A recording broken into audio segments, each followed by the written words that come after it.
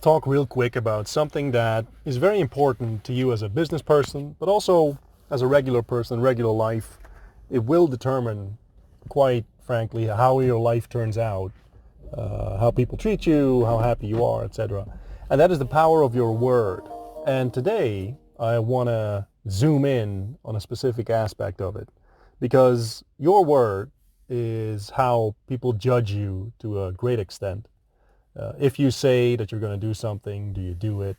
Like if you say something, can people depend on it? That is basically your word. And it is the cornerstone and the basis of integrity. And what you want to do is strive to be a person of integrity. But today, I want to zoom in on a specific aspect of your word, and that is threats and bluffing. I've seen an uptick in people being a menace in whatever aspect in the rooms, and I've had to ban some people.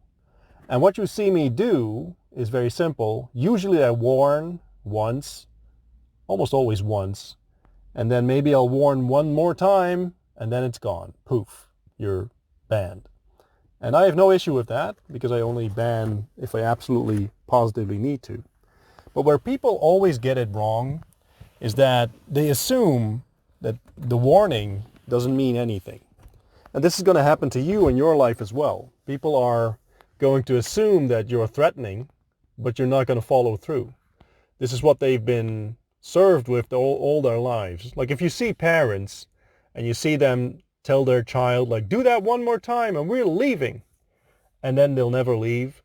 That's always the case. I've seen this so many times, also with family members. Like I see them with their kids in a restaurant, and the kid is like going full ape mode, like full chimp mode, completely out of control, like rolling around on the floor. And then they say, well, keep doing that and we're going home. And they have no intention of going home. That is a perfect way to mess up any kind of behavior change, any kind of parenting in general.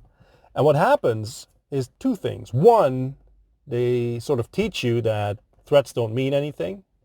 And two, you get into a situation where people start mimicking this behavior. Maybe if in your life you look at situations and then you threaten people with something, and then they try you out and you don't follow through. And in this context, the word threaten isn't right. What I mean is the word warn.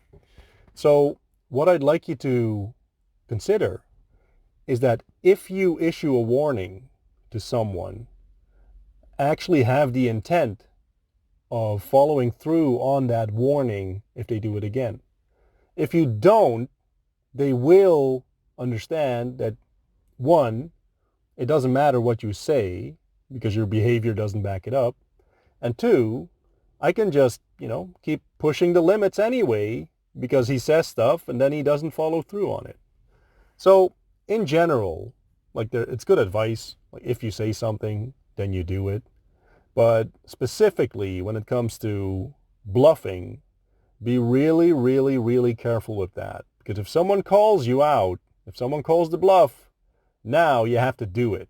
And otherwise, if they see through you, which is not that hard to do. Like I know so many people that think they're slick, and then they try it out, and then I immediately call the bluff, and there's nothing behind it. Now your whole credibility is shot.